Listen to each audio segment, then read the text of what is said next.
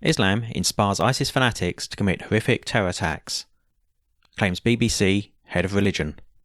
By Claire Peat, www.express.co.uk, June 2nd, 2016. Muslim Aqil Ahmed described it as an uncomfortable truth that the bloodthirsty terrorist cult is being driven by Islamic doctrine. He said, "I hear so many people say ISIS has nothing to do with Islam. Of course it has. They're not preaching Judaism.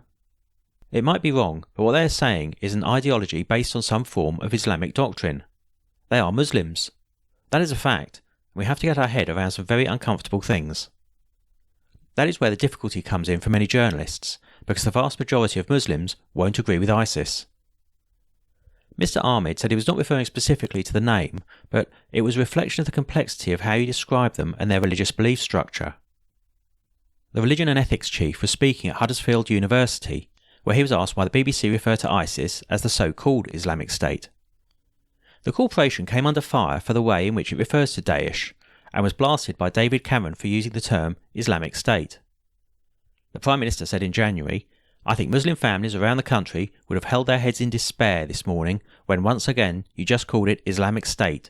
You didn't even say so-called Islamic State. It's so important." Mr. Ahmed sparked fury last August when he compared migrants who sneak illegally into Britain to the Holy Family of Joseph, Mary and baby Jesus. He claimed the biblical flight from King Herod to Bethlehem was similar to the refugees amassing at Calais in a bid to get through the Channel Tunnel. Mr. Ahmed, the first Muslim to head religion at the BBC, made the comments in a blog defending the decision to film an episode of BBC's Songs of Praise from the Calais jungle camp.